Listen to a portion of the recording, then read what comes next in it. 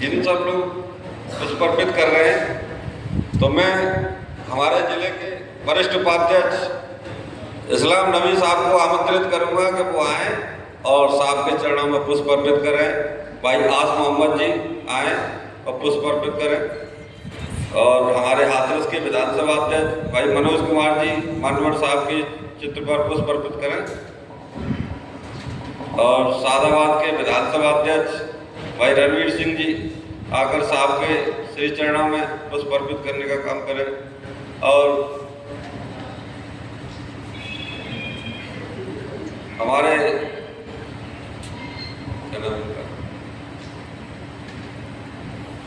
SP भाई हमारे पप्पू पिप्पल साहब और सासनी से आए भिंडी भाई आए और पुष्प अर्पित करें साहब के श्री चरणों में। और जो साथी साहब को पुष्प अर्पित करना चाहते हैं, हमारे बीच बैठे संतोष निवेद जी आए और पुष्प अर्पित करें।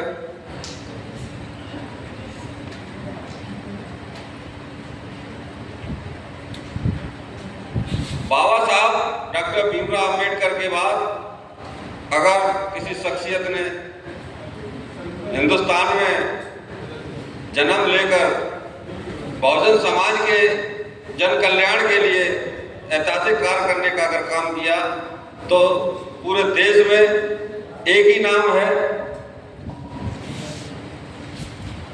दूसरा कोई नाम नहीं। बहुजन नायक,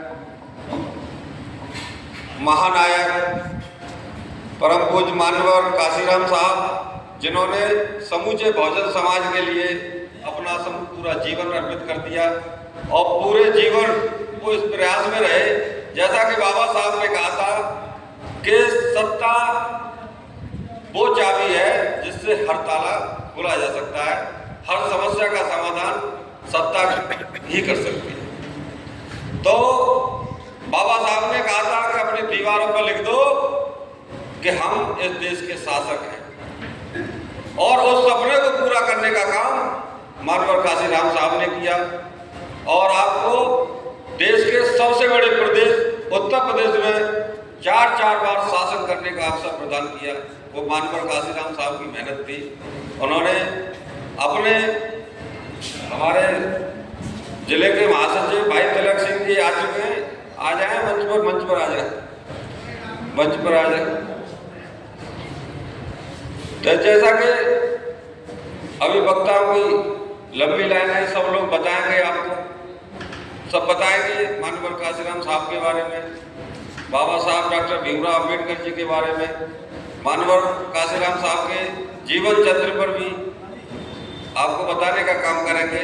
उनके समूचे जीवन पर प्रकाश डालेंगे कि उन्होंने आपके लिए किन किन परिस्थितियों में काम किया, जिससे आपको इस शासन सत्ता में रहने का अवसर प्रदान होगा और आपको ये जान पाए कि हम शासन में रहकर ही अपनी समस्याओं का समाधान कर सकते हैं।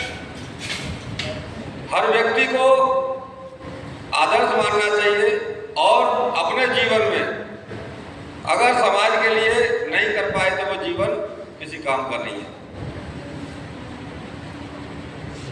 मानवर साहब ने बहुजन समाज